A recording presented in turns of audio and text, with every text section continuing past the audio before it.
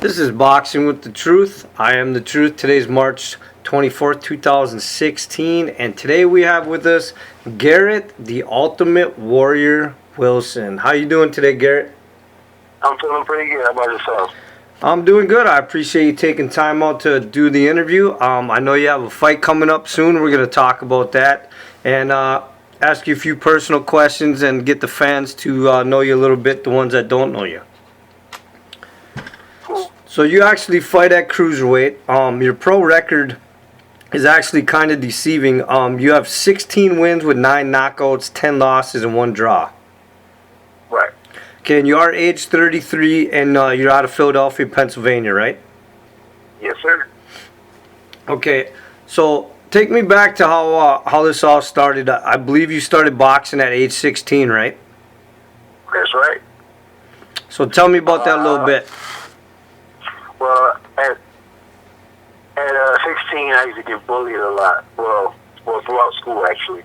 I got bullied a lot, and, I had to find some way of taking care of the bullying problem. So my mom suggested boxing. So I went into the boxing program, and instantly I got confidence in myself. Not necessarily in fighting, I didn't get instantly good at fighting, but I had confidence in myself and to be able to stand up for myself. And once I learned to have confidence in myself, standing up for myself, and people kind of backed away. Because I wasn't a small kid, but I was kind of a big kid. So messing with the big kid was kind of like an easy target and kind of get cool points for it or whatever. But, I basically started boxing because I got bullied a lot, and it gave me the confidence to stand up for myself. Okay, now did you start your career at a light heavyweight and then move to cruiserweight? Yes. I started my career at light heavyweight, went down to super middleweight, then went up to cruiserweight. Okay. Now, I mean, you're not a very tall cruiserweight, but you're very stocky and big cruiserweight. And there's been speculation, and I want you to clear this up, because I've never actually seen any reports or anything like that on it, but there's just been people that like to talk. And we know how that is in boxing and all sports. So, is there any truth or any rumors that you can put aside? Have you ever used any type of steroids? No, not at all. Only juicing I do is in my NutriBullet. So, that is all natural? You just work out all the time in the gym? Yes. Okay. And have you actually ever been accused of that in the sport? No, I've never actually been accused of it. No, that's not true. People make generalization like statements. I was like, man, you must be on steroids. But at the same time, it's like, I've always been even in the amateurs, I fought a heavyweight in the amateurs. Okay. When I fought Paul Coon. So, and you actually have power in both hands, correct? I mean, you can knock out somebody with either hand, right? Yes, I can. So, but there's been some knocks on you. I won't say weaknesses, but I'd say criticisms. And tell me if you've corrected these or if you agree with any of these criticisms. There's been reports that you lack an effective jab, that you get hit more than you probably should, and that sometimes you throw looping punches. Do you agree with any of that? I agree with almost all of it. Only thing I think they have a problem with is the fact that I don't have a jab. I do have a jab. My jab is actually dynamite. The problem is I don't throw it enough. That's one of the problems that I've been working on as of recently. And I do throw a lot of looping shots. That is true.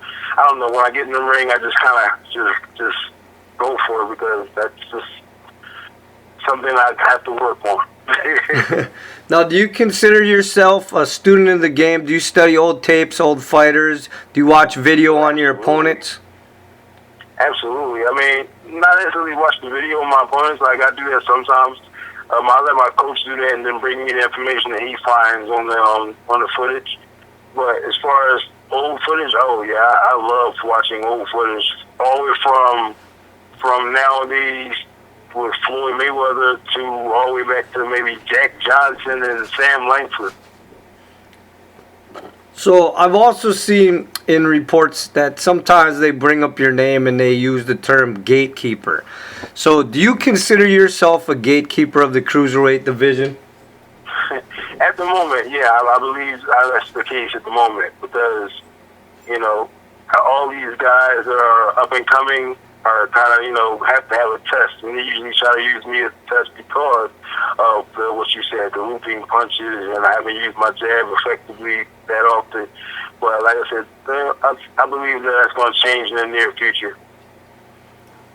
So, do you have any superstitions or rituals or habits that you do before a fight? No, nah, everything is everything. I just relax. I don't have any superstitions or have to do anything necessary. Like I just relax before the fight and then go out there and fight. Have you ever played any other sports besides being involved in boxing? Nope, boxing is all I've ever been involved in. Okay, because I can see some people mistaking you for a football player as well. I get that a lot as well. Okay, so I want to talk about this fight that you got coming up. You're actually going to be fighting Travis Reeves on May 14th. He's 11 wins, 5 knockouts, 2 losses, 2 draws at the Maryland State Fairgrounds in Maryland. It's an 8-round fight. I believe it starts at 5 p.m. Eastern, right? Right. Okay, now, is that a main event, co-main event? What is that?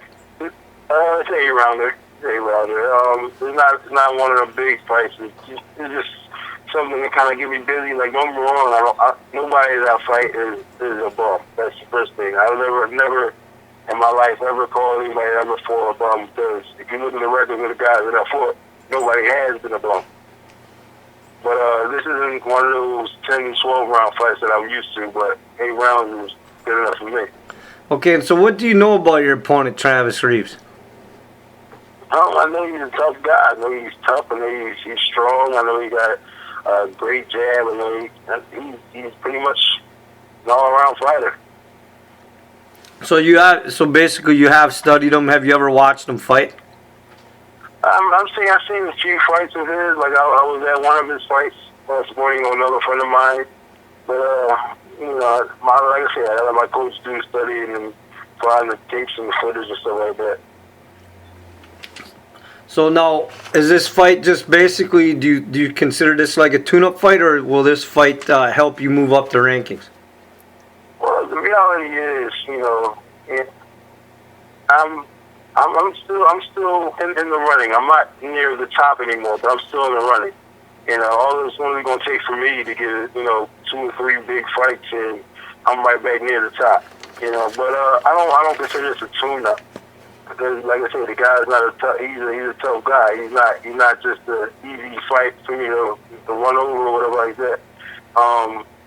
At the same time, with my last fight, I really wanted to win that fight, and the only reason I didn't win that fight was because I kind of had a cold and my nose was stopped up, so I'm kind of like trying not to breathe through my mouth, because every time I breathe through my mouth, I got caught. So I'm trying to breathe through my nose and not. So basically, I couldn't push the gas pedal. You know what I mean? I couldn't really go all in because I couldn't really breathe through my nose. But this time, I'm not sick. I don't have a cold. I'm not. You know, I'm gonna go all in, and hopefully, he's able to withstand, you know, the punishment that's going to be dished out. Okay, now I don't want you to look necessarily past Travis Reeves. I mean, like I said, the fight's coming up in May, but obviously you want to do bigger and better things in this division. You want to get back up towards the top. So, I mean, who are the guys out there that you really want to get matched up with? Because I know a lot of guys avoid you in this division.